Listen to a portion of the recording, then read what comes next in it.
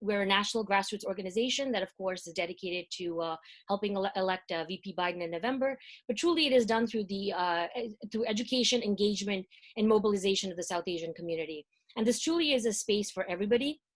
We have on our national board folks all the way from college to retirees, and we are certainly very inclusive of every community that makes up the South Asian diaspora. So you can do as little as just be on the mailing list and sort of get our updates, to being as active as you would like, either in your local chapter and certainly on the national board.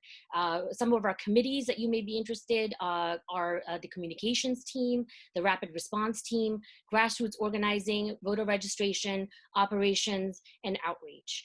We look forward to hearing from you. Certainly, please drop us a note.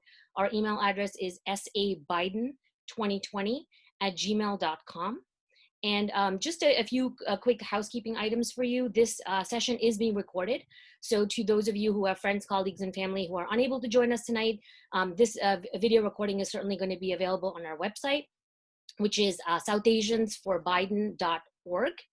And also, we just want to give a little disclaimer that everybody on the panel tonight, which is a fantastic lineup that we have for you, and certainly promise a very engaging discussion, is speaking in their own individual capacity. They do have the experience, certainly, to speak in this space, but they're not speaking on behalf of their employer or any other official affiliation. So with that, I would like to actually also introduce those who have been responsible for planning this event for you, who have worked very, very hard, my fellow state directors. So we have Shivanti Sathanandan, who is one of the state directors from Minnesota. Hi, Shivanti. We also have Praveen Mayan, a state director from Virginia. Then we have Karan Virmani, the state director from New Jersey.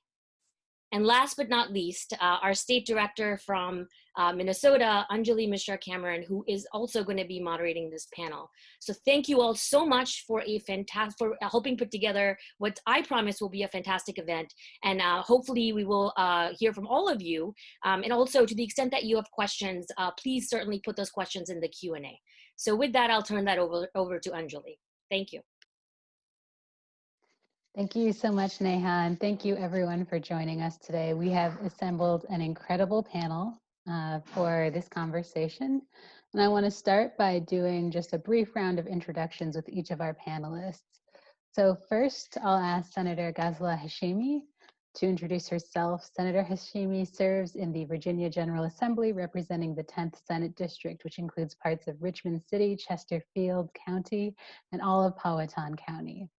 As an experienced educator and advocate who spent nearly 30 years working within Virginia's college and university system, she identifies education, equity, the environment, and healthcare access as her top legislative priorities. Welcome, Senator Hashimi. Good evening, and thank you so much for that introduction. I'm really delighted to be here this evening and joining such an esteemed panel. I'm really looking forward to the conversation and focusing on how we can address issues of hate crimes and bias and discrimination and the targeting of our minority communities. My focus is specifically on how we can address those concerns through legislative action, so I'm looking forward to the conversation this evening. Thank you, Senator. Next, we have Anurima Bhargava. She is the current president of Anthem of Us, a strategic advisory firm promoting dignity and justice in the building of our workplaces, schools, and communities. Her previous experience includes leading civil rights enforcement in schools and institutions of higher education nationwide at the U.S. Department of Justice and serving as director of education practice at the NAACP's Legal Defense Fund. Welcome, Anurima. Thank you so much, Anjali. I'm really excited to be able to be here to talk about the work that we've done in the context of protecting students from hate in schools. And that was work we did in the Justice Department, and certainly the implementation of the Matthew Shepard and James Byrd Hate Crimes Act.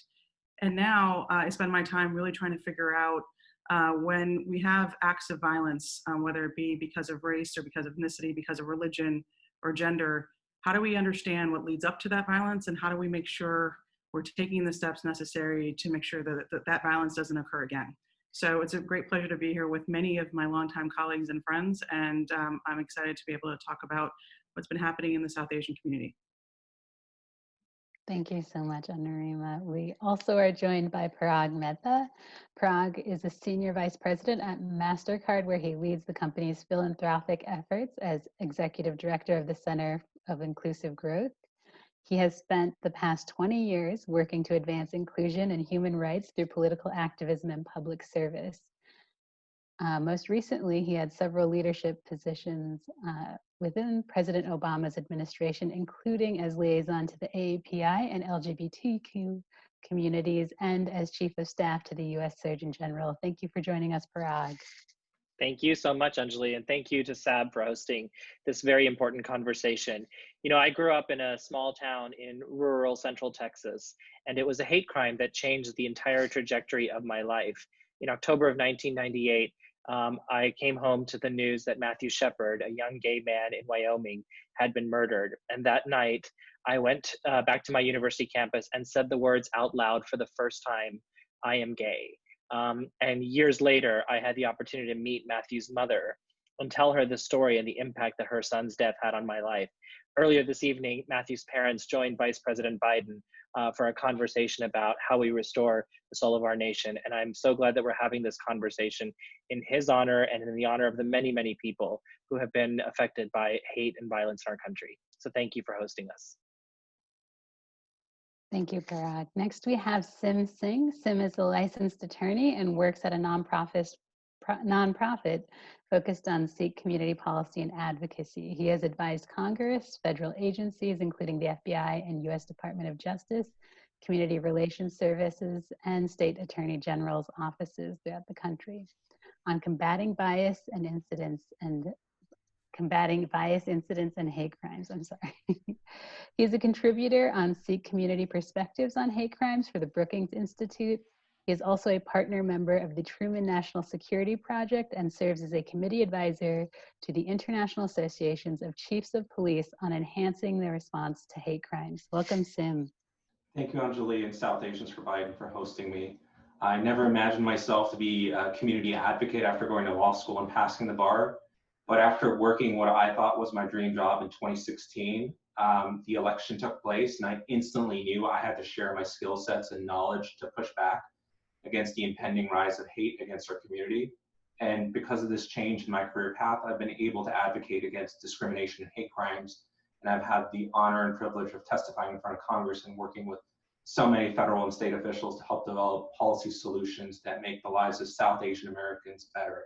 And I'm grateful for that progress and looking forward to a meaningful change in our Biden presidency. Thank you so much, Sim. And finally, we have Amol Sinha. Amol is the executive director of ACLU New Jersey and brings with him a vision to the organization to be more collaborative, accessible, and available as a resource to all of New Jersey. Prior to joining the ACLU New Jersey, Amol was a policy advocate at the Innocence Project, where he led state-level policy campaigns nationwide to address wrongful convictions. Amol is also an adjunct professor at the Marymount Manhattan College, where he has taught courses on constitutional law, civil rights, media law, and criminal justice. Additionally, Amol is the past president of the South Asian Bar Association of New York and current co-chair of the Public Interest Committee of the South Asian Bar Association of North America. Thank you so much for joining us this evening, Amol. Thanks so much, Anjali. It's a pleasure to be with you all. I think it's probably common across the board here amongst the panelists and many of the listeners that we as South Asians experience both privilege and oppression simultaneously. And it's that nuance that we have to bring to these conversations and sort of actively insert ourselves into racial justice conversations in the United States. And so in my work at the ACLU of New Jersey and in my previous iterations of my career, where I have been a civil rights attorney for over a decade now, I'm thinking about racial justice in the context of hate crimes. I'm thinking about racial justice in the context of allyship and solidarity and what that means. And I'm thinking about racial justice in the context of government action and government accountability or government inaction. And so all of those things are things that I think are necessary to this conversation. I'm looking forward to having it with you all. Thank you, Amal, and thank you to all our panelists. Before we begin the conversation, we would like to share a video with everyone put together by the South Asians for Biden Rapid Response Team, headed by Arun Buntaval. This will help ground us in this conversation. I do want to warn people that due to the nature of the attack, there is some explicit language in the video. Please go ahead, Vaibhav, with the video.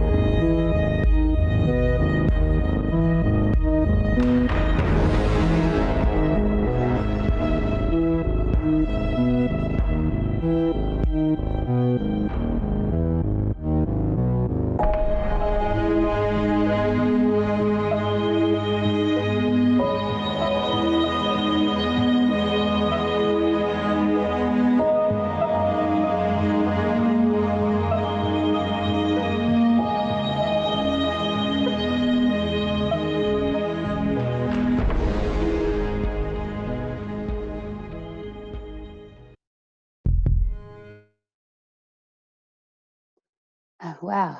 So I think for many of us, that was pretty difficult to watch. And to start the conversation, I think about the larger context of the video that we just saw. And I think we have to acknowledge that hate crimes are not a new phenomenon in this country, and neither is discrimination targeting South Asian Americans.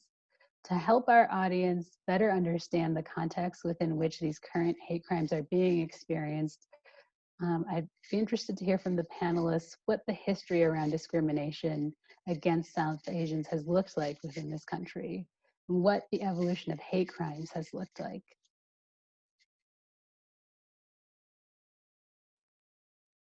I'll ask Parag if you want to take the question first. Sure, thanks, Anjali.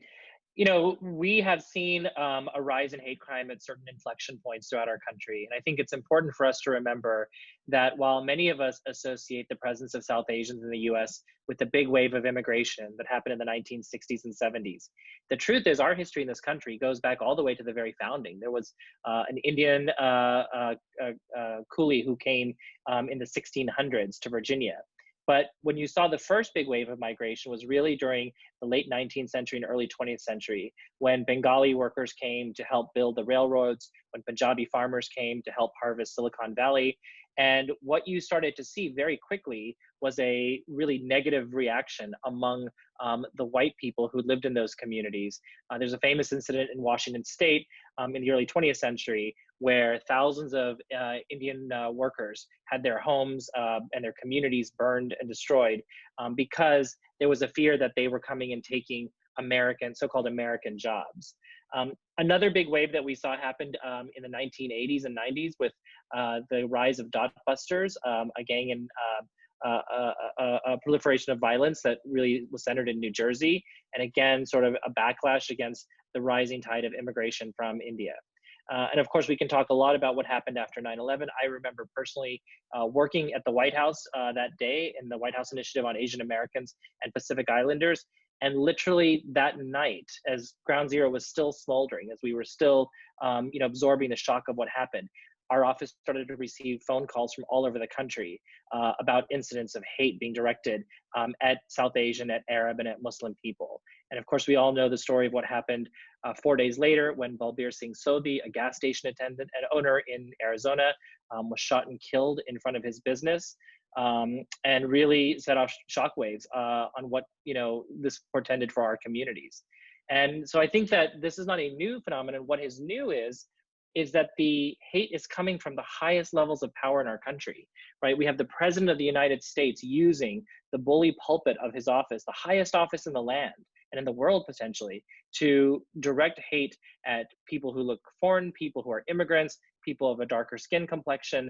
And it's worth noting that there has been a strong resistance to it. We stand here today, just a few hours after the US House of Representatives passed the No Ban Act, defying the president and saying that we will not support Muslim bans in our country.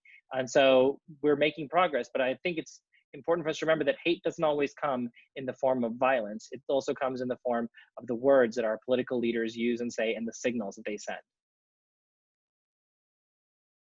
Yeah, thank you, Parag. And I think, for many of us who lived through that era of the post 9/11 experience, I think we all have personal experiences we remember. Do any of the other panelists, I know Sim had some comments earlier about the post 9/11 era and some of the work that he had done. Sim?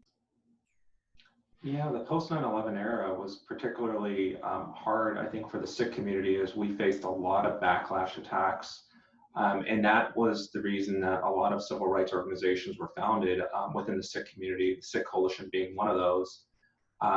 And I'm grateful that organizations like that exist, because as we all know, that on August 5th, 2012, the Oak Creek tragedy happened at our Gurdwara, and we became the target of a white extremist gunman who killed 6 and injured many others. And in fact, the 7th person, Baba Punjab Singh, just died this year after complications from the gunshot that left him severely paralyzed.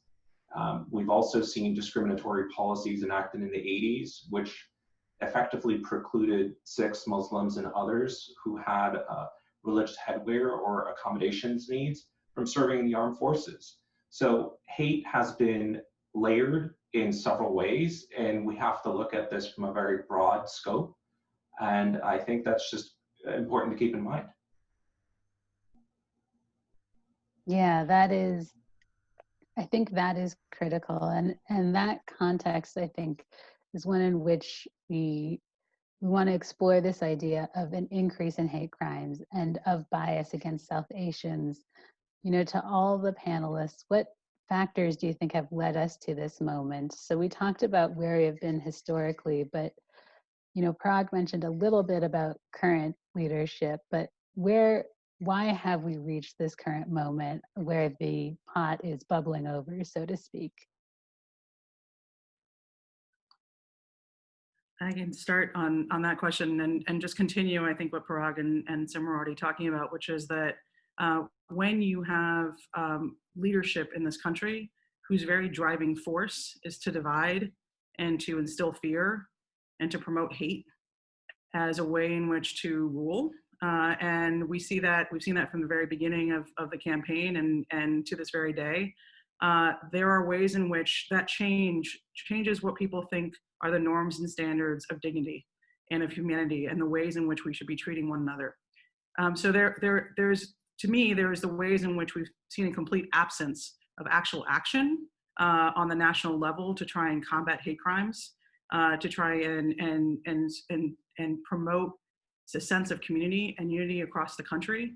But there's also the ways in which the very tools that we've had on a national level have not been employed to try and create a different environment for people. So for example, to go back to Oak Creek for a moment, when I was in the Justice Department at that time, and we had a community relations service who went out to try and create some space and some ways in which the kind of violence that was seen, how do we actually build from that? How do we actually find ways in which a community can heal?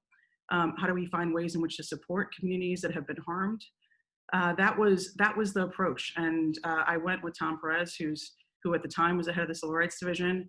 And we spent time in the Gurdwara, and we spent time after that really thinking about what are the ways in which we enforce the laws and the norms to actually have a very different kind of environment across the country. And so I think speaking from positions of power about the fact that this is not something that is the way in which we should treat each other, the ways in which we actually maintain a sense of justice and dignity in America, and the ways in which we promote a democracy where everyone belongs. That is, I think, such an important part of why we've gotten to where we have today.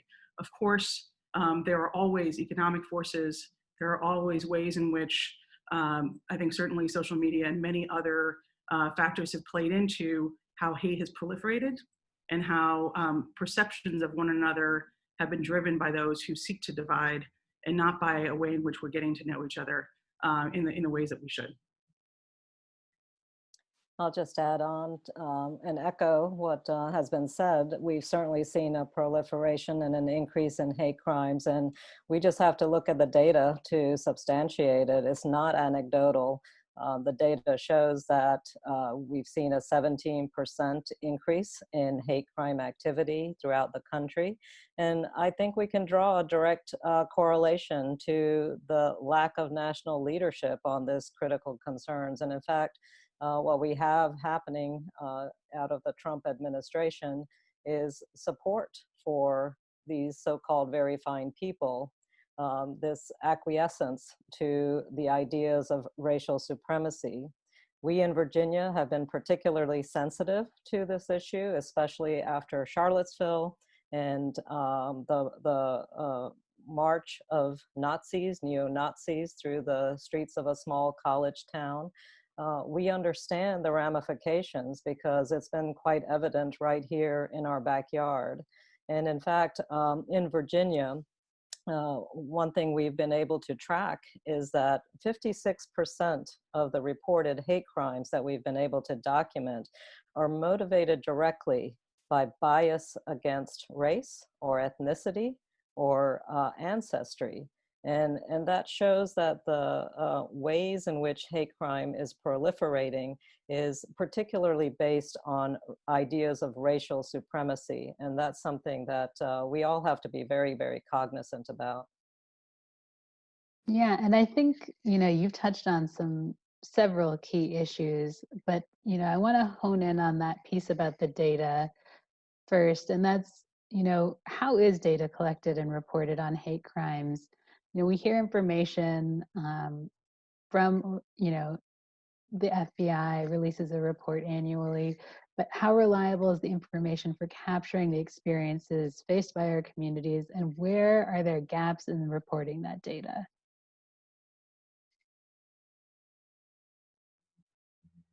Anyone, please go ahead. I can certainly start. So let's just walk through this maybe as a process, which is you're subject to a hate crime and you're a South Asian. The chances that you go and report that hate crime to your law enforcement agency, the chances that you go report it to the FBI are already going to be slim for a whole host of reasons, right? Fear of retaliation, the kinds of just basic knowledge of how to actually be able to go and report. There are all kinds of, and certainly many immigration and other issues as well, right? And then there's, those go to the law enforcement agencies and then they actually report that to the FBI, but they're not required to do that. And so you don't see all of the law enforcement agencies actually reporting hate crimes to the FBI. And so we're in a situation where while we have some numbers, right, of the kinds of hate crimes that are about 16,000 law enforcement agencies of the 18,000 actually reported in 2018, but we don't know if they reported all the hate crimes they saw. And I think it's really important to recognize that what we might see as an act of hate is not always then found to be a hate crime. And so there are ways in which what's designated a hate crime that's reportable may be something that is a much higher standard than what most of us would actually think of as an act of hate. And so from just a couple of numbers in 2018, there were about 9,000 victims of hate crimes. About some of those, of those, most of them were based on race, and about 20% were based on religion. And of those, 15% were Muslim, 4% were Sikh, and 0.9% were Hindu.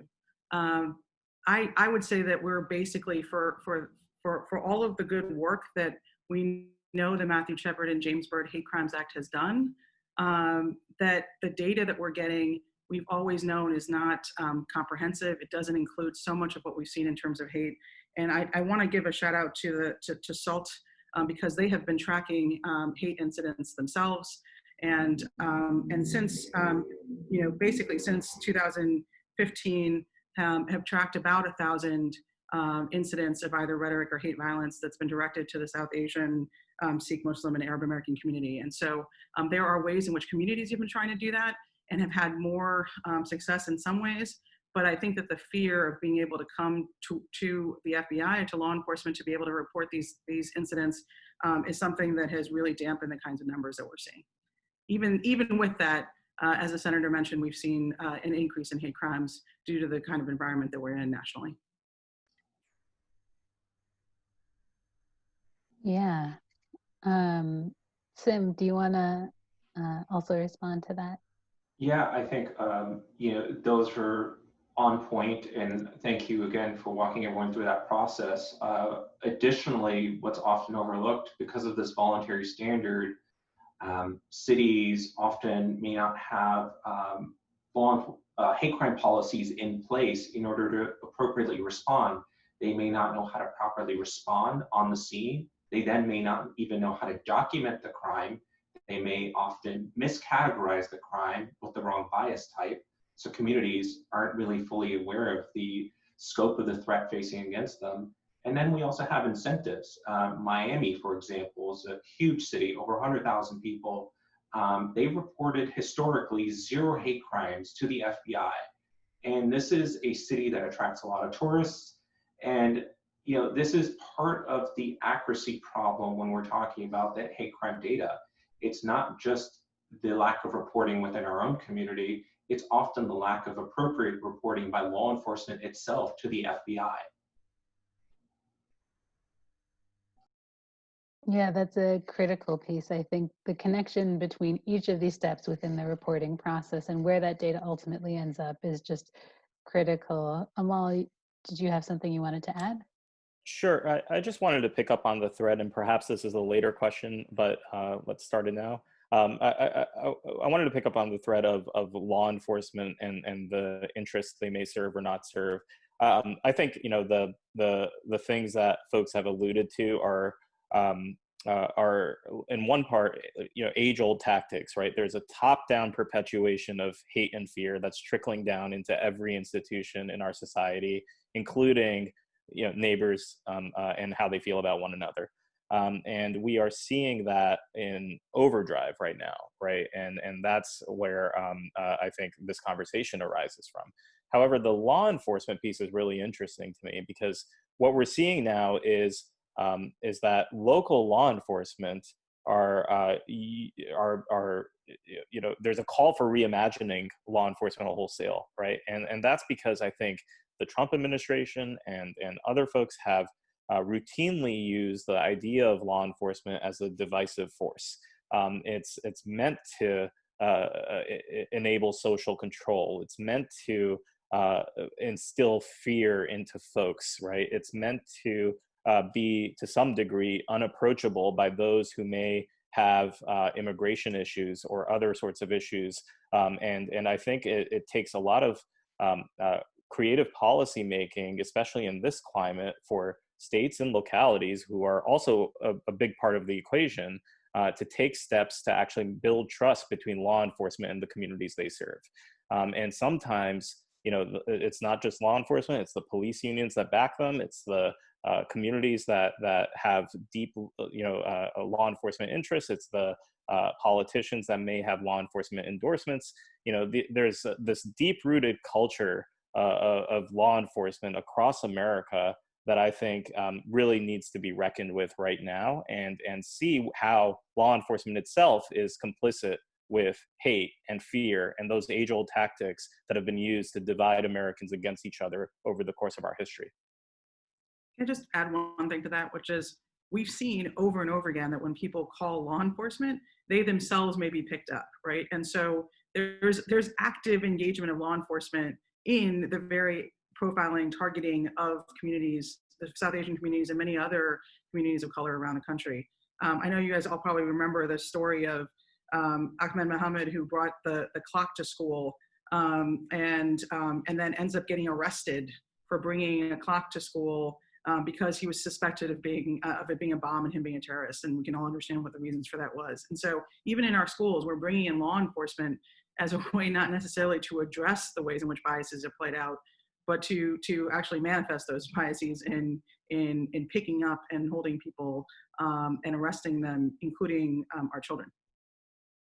Yeah, and this piece around law enforcement, it really hits home for me because I'm, live from Minneapolis right now. And so we are taking a very hard look at law enforcement and the criminal justice system and re-examining the intersection of law enforcement and what tools can we use beyond that? Are there any thoughts on the intersection between hate crimes and what tools we can use beyond law enforcement to really address these issues?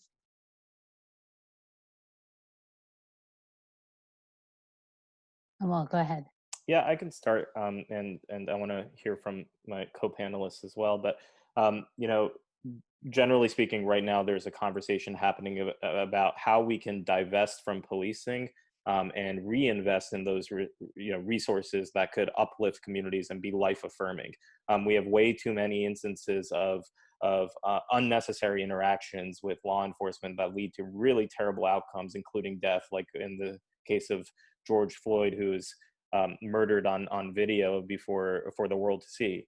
And I think what I'm inspired by is this sustained momentum that conversation has had across the United States right now, right? Like there are a lot of people, a lot of unlikely allies talking about how we can reimagine policing in the United States.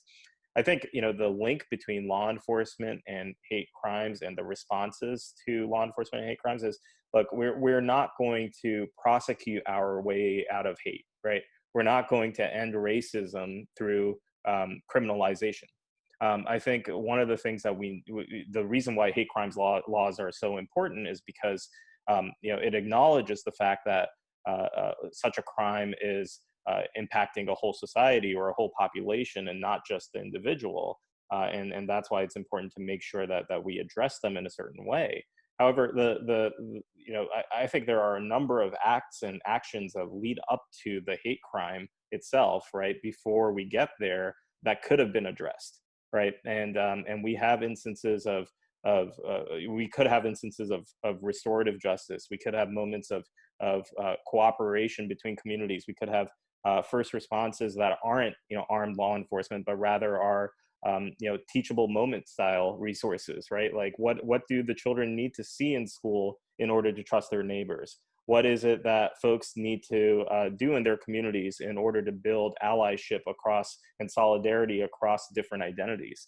And I think those are the things that are missing in American society in a lot of different communities. And that's why we so often rely on law enforcement for every societal discomfort that we see. And it's our instinct in a way to call 911 or call the police for every single instance of social ill or societal discomfort, rather than thinking about creative solutions that can actually help people and actually save lives.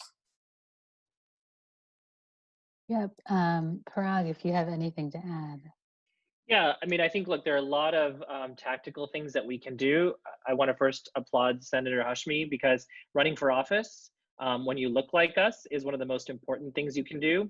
It reminds people that we are not guests in this country. We are not perpetual foreigners in the United States. We are the United States. I think to Amol's point about education, I remember as a kid, my mom would come to school during Diwali season in a sari, bring sweets, and she would do a presentation to the classes about what it is to be an Indian American. It's a way to normalize our presence in this country. But I also think the most important thing we need to do is we need to talk about it. Because I think, all the data issues we have that Anurima and Sim described, some of it has to do with the lack of reporting by our own communities. And I remember a few years ago, I discovered that, right after 9/11, somebody had vandalized my home, left a dead pig on my mom's car. My parents didn't tell law enforcement. They didn't even tell us, because they just didn't want to acknowledge it. They didn't want it to be real. They're like, just move on. Like, let's clean it up. And this is almost like this is the price we have to pay to live in this country. No, it's not. We have to stand up. We have to speak about it. And then finally, we need allyship, right? This is where those people with more privilege need to physically put their bodies and their safety in front of us to protect us. And so if you have colleagues who say, I want to be an ally in this moment, and what does that look like? It means what you're seeing in Portland right now, white mothers standing on the street in between these, terrorist law enforcement agencies protecting the protesters. We need our allies to put their health and safety on the line for us. And I'll just add to what Parag was saying that, the recent efforts that we've seen in the Black Lives Movement have especially just highlighted the ways in which law enforcement was actually built on the backs of the poor and on the bodies of Black and brown individuals. And so what I mean by that is that the laws that we have in place really do are there to criminalize poverty or to really highlight the ways in which racial disparity and racial injustice can be supported by the system itself. And so we're working really hard. We have to work really hard legislatively to begin to address those systems and to dismantle some of those systems that have long been in place. Just this weekend alone in Richmond, we had an incident that was reminiscent of past incidences that we've seen around the country, but just continue to highlight the ways in which certain people are targeted by law enforcement. We had a young Black man who was surrounded by 10 police officers, hogtied, and then thrown into the back of a van. What was his crime? He was sitting on a restaurant patio at a table, and he hadn't yet ordered any food. That was his crime, very reminiscent of what had happened in Starbucks a few years ago. And so whereas we have overt racial hatred that in the past might have prevented this young man from even entering a white establishment, we now have replaced that overt racial injustice with discriminatory policies that translate directly into law that criminalize just being Black in a public space. So again, as we have already shared, we need to have data, we need to have accountability, and we really need to take a hard look at the laws that are in the books and that are designed to be, to make being Black or being poor in this country an act of crime. So those are some very critical, necessary steps for us. I just add to the richness of what everyone has already brought in and bring in some of the questions that have been in the Q&A, which is, I want to talk a little bit about children for a moment, because one of the things that worries me about the kinds of experiences that Parag shared where people aren't reporting hate that has been directed to them is that our children see that too, right? And so when they're experiencing bullying, when they're experiencing harassment, which we had many, many cases of reported harassment and bullying, which of course represent even hundreds and thousands of more cases that are not being reported, that it becomes really hard for them to figure out how they can come forward and where there is an ability to do the kind of restorative justice work that Amal was talking about, and that I think is really important as a way to address the fear and the trauma that comes not only from the incident that just might have happened, but from the many, many incidents before. And we know that, I'm going to join in the big ups to moms. Well, we know our moms and our dads and our uncles and aunts are all carrying many generations of those kinds of traumas, and those are also being carried to our kids. And so I think it's really important, again, just to underscore the education, but also showing a different way. And I think a lot about after Oak Creek, where Pradeep Kaleka, who was the son of the leader of the Gurdwara who was killed, sat down with a avowed white supremacist and spent time. And I sat in a room with both of them with lots of children, talking about how they could actually engage with one another. And I think there's something really powerful about us showing how we can actually, not that we should, but how we can actually bridge divides that seem almost impossible to be able to overcome. And so I think those kinds of models from within our community, and certainly ones that then can be lifted up by our institutions and by people who are in like the senator elected office is going to be really important to try and change how we look at the way forward. Yeah, and I think, to pick up on that point, you're really talking about the systems within which we exist and how those need to be rebuilt around new narratives. There's an existing narrative around the South Asian community in the US that still others us and our community. So how do we push back on those narratives? How do we dismantle the narratives, write new ones for our community? Sim, do you want to take this one?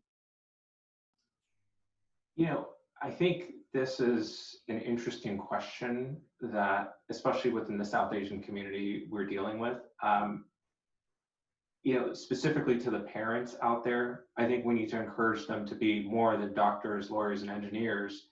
We need to see more people who look like us in places in politics, on the television screen, in comedy, in all sorts of walks of life. And the more we can do that, the better it is for our community. But we also need to do better in holding our politicians accountable. There's been a lot in employment context to discriminate against communities like ours. Workplace segregation is still technically legal, where they can stick someone who looks like me in the back of the stockroom so I never really see the front of the store and the public doesn't really interact with me. That's a challenge. And if we're not interacting with the rest of society and we can't have civil discourse, then nothing will really change. And that's something that we have to keep in mind. And I think, just talking about the larger structures, that is a construct that we definitely need to be aware of, because this discrimination and hate is not just happening in schools, it's happening in our workplaces, it's happening on the street, and we have to be mindful of that, and we have to report it, we have to share our stories, and that's critical here.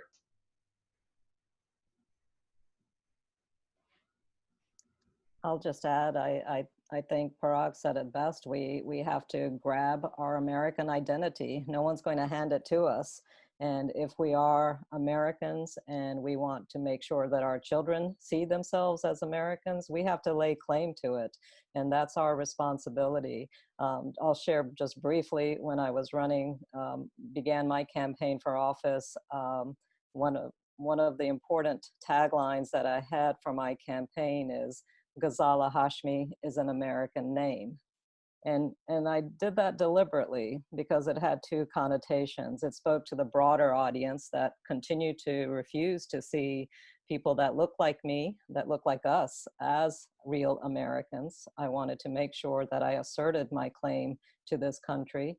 But it was also a message to the children from our backgrounds, from South Asian and other minority backgrounds, to say that you can claim your American identity. Your name too is an American name. And just sending that subtle message was important, because too often times we also contribute to this narrative of being an other in this country. I know, personally speaking, whenever my parents referred to an American, they didn't mean themselves. They almost invariably were talking about white Americans. And I had to push back on that notion with my own family, with my own parents, because we have to see ourselves as really belonging in this country before anybody else is actually going to accept us as well. And I think, that's a critical piece, that we identify as Americans, and what does it mean to be South Asian American? And I want to pick up on something that coming in through the Q&A, and also something that we've talked about before, and that this, the South Asian diaspora is incredibly diverse by ethnicity, by religion, by culture, by food. There's just so many things. How do we demonstrate solidarity with one another as South Asian Americans, as a unified community, when different communities are targeted in different ways in discrimination in this country? Parag, please go ahead. Yeah, and I actually saw this come up in the chat as well. Look, I think we have to deal with the biases in our own communities, right? And whether that's ethnic bias, North Indian versus South Indian, Tamil versus Punjabi, we see those dynamics playing out in our community-based organizations.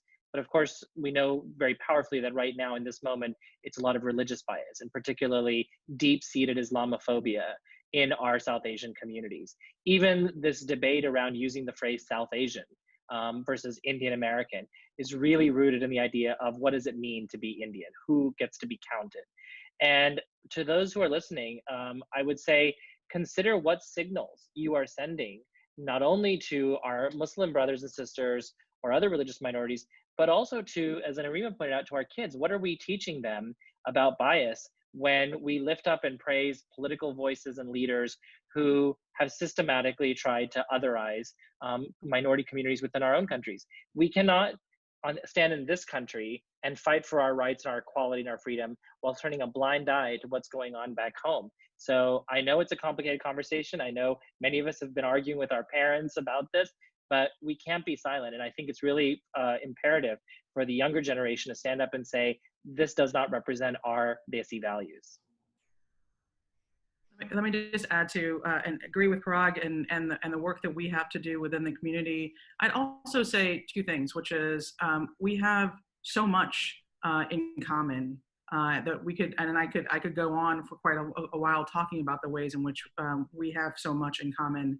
And one of the things that always struck me, and I like Parag, probably decided to be a civil rights lawyer many years ago when I watched a documentary. I was a kid. I watched a documentary called "Who Killed Vincent Chin," which was about a Chinese American who was killed because he was mistaken for being Japanese American. And I think what struck me from that, and has struck me since then, is that all of the distinctions that we're making by how much wealth we have, what education we have, what neighborhood we live in, whether or not, what religion, what part of India we come from, what part of Pakistan we come from, it doesn't really matter to the person who is directing hate.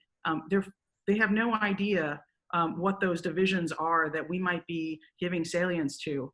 And so maybe we have that horrible thing in common too, right? Which is that for us to think about when someone in our community is targeted, we might come up with whatever reason we want for trying to say that's not me, because it's really hard to imagine that it is you. But I think what we have learned over time, over and over again, is that it is us, right? And that for us to be able to come together and fight hate and fight the kinds of divisions and the long time, hundreds of years of divide and conquer that we have been part of as a project to try to, the systems of oppression, of white supremacy, of racism around the world, of colonialism, are all about divide and conquer. And I think one of the greatest things we can do is to stand up and reject that in the ways in which others try to give things salience, and that we've started to give it salience too. Yeah, Sim, do you want to add on to the conversation? Absolutely. I think adding on to what Parag and Anurima had said, we need to recognize and inform our community that we have a shared civil rights struggle. A lot of people aren't aware, or they may forget, that here in the United States, South Asians weren't even allowed to own land under the law. We weren't allowed to marry who we wanted to, or have the right to vote as citizens. So we owe a debt of gratitude to the Black community for paving a way for us to have that better life. But when it comes to the hate crimes, one of the narratives that has always stuck with me into the aftermath of 9/11, Sikhs would always get targeted for anti-Muslim, anti-Arab categorizations. The Sikh community dealt with this in a way that they're not saying you got the wrong guy, because that would imply that you need to go attack the other guy. You need to go attack a Muslim. You need to go attack an Arab. That's not the right framing. Hate is hate. An attack against one of us is an attack against everyone. And we need to look at it that way if we're going to be really, truly allies to one another. I'll just add real quick that, of course, we need to address identity politics within South Asian communities and what it means to be South Asian and how we define ourselves. I think there's, in addition to the natural reasons why we shouldn't do those things, there's also a political reason why we shouldn't play identity politics, right? Because I think, the South Asian community needs to be respected as a voting bloc. Asian Americans need to be respected as a voting bloc wholesale. In New Jersey, where I'm at, Asian Americans are close to 10% of the population. and we still don't talk about, you know, the voting power that Asian Americans have in this state, and most of them are South Asian, right? The 10% that are in New Jersey. You know, what's surprising to me is that, you know, yes, we need more representation in politics and in other public spaces in society. You know, the top two Republican contenders for the Republican primary in New Jersey for Senate were Indian American this time around, and both of them had very anti-immigrant platforms on their websites, right? And I think it's really, really concerning to me when we have Indian Americans, South Asian Americans, you know, espousing these anti-immigrant views. They have things like build a wall, right, in their immigration agenda. They have things like, you know, we believe in legal immigration, but we know what that means. It's code for allowing law enforcement to figure out who's legitimately here and who's not legitimately here, when we all know so well that just decades ago those laws were very different, and legitimacy may not have impacted us, right? Like we may not have been seen as legitimate. And I think there's a real problem when we have, you know, when we buy into the same narratives and allow that to inform not just our conversations amongst our families, but the policy positions and the political positions that we hold, even when we achieve those crumbs of power that we get to have sometimes. And I think it's really necessary for us to even hold South Asian candidates accountable, right? Like, it's not enough that anymore that we see people rising to places of power. We need to hold them accountable to the same values of unity and of equality, and of making sure that every single person has access to the same levers of power that as anybody else does, regardless of their identity. Otherwise, we're just going to perpetuate the same harms, and people are going to be thinking it's okay because there's a brown face at the top. Yeah, and I think, you know, we are getting a lot of questions on the chat about the importance of representation and the importance of running for office and what that means. And so I think, you know, really hearing from Senator Hashmi about her experiences. I know a lot of people are very interested in hearing more directly from you about running for office as a South Asian American. Well, I saw a question, what motivated me to run. I actually came out of higher education. I'd spent 30 years in higher education, had not planned to be running for office at this point, but it was really the election of Donald Trump. It was the Muslim ban. It was the identification of so many minority communities as being somehow not a part of this country that motivated me to become politically engaged and to decide to run. And what I found as probably some of the critical steps for me was to really engage a lot of different minority voices to make sure they were all a part of my efforts, because I was representing them. I wasn't running as a Muslim. I wasn't running as a South Asian. I was running as an American who really understood the struggles and the marginalization that often occurs for so many different communities.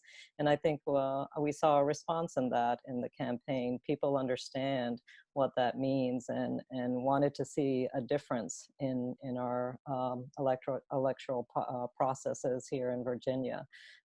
So we were able to flip the Senate, Virginia Senate, to the Democrats. That meant the world of the difference in terms of the legislative actions we were able to take in 2020. And so that representation is absolutely critical. We have to make sure that we have more minority voices and more minority action at all levels of our politics.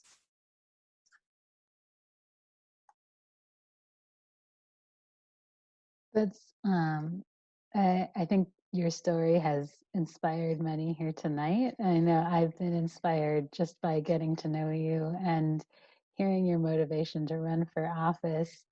And I think, you know, we're also getting some questions that focus on the next generation of leaders, and that's our current students, and how do we deploy this within our education and curriculum is kind of the focus. Anurima, do you want to comment a little bit on how we implement this with the next generation of leaders?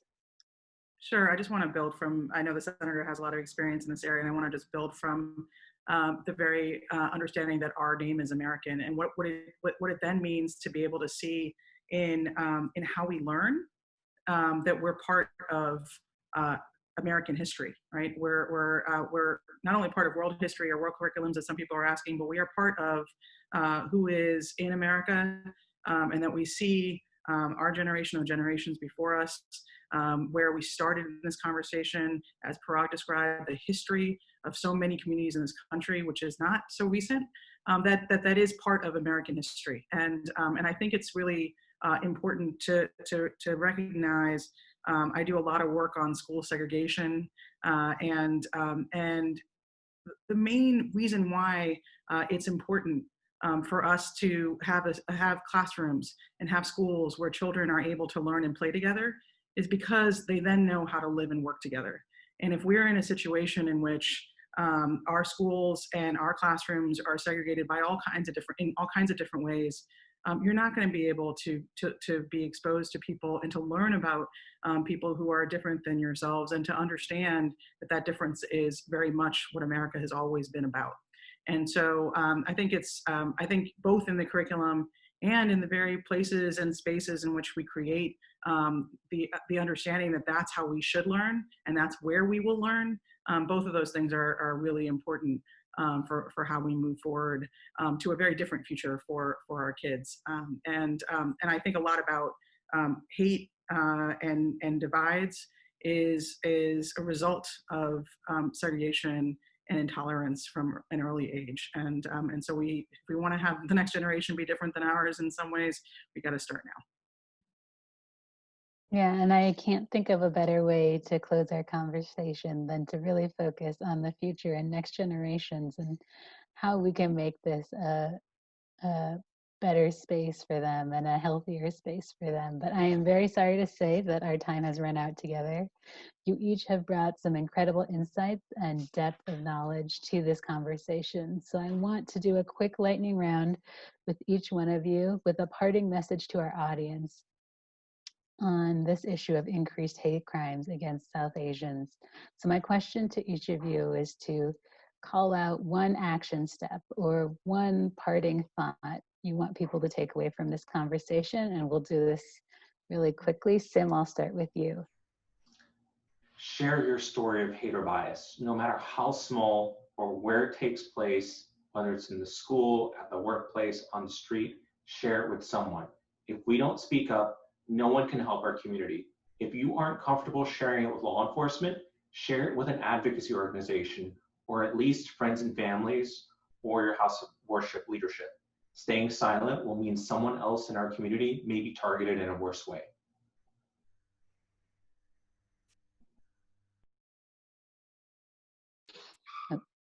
Amal, you're up. Yep. I would say, we need to be allies for other people in solidarity with other folks as well. It's incredibly important right now to speak up on behalf of anybody facing injustice, especially Black folks who have had who have faced severe injustice throughout the course of our country. It's important to understand that we experience injustice in a certain way, and other communities experience injustice in a totally different way, and at an intensity that we can't fathom. So I think it's incredibly important for listeners and viewers to understand that, when, as Sim put it, when one community faces injustice, we are all at risk. And it's incredibly important for us all to be allies and in solidarity with one another, and joining those movements and those marches and those calls for action, whether it's policy or defunding or divestment. Engage in those community conversations, because it's an important tool to be able to fight for other communities, because we need it for ourselves, and we need it for society as a whole to become more whole and to become more fair and more just. Thank you. Senator Hashmi. So thank you.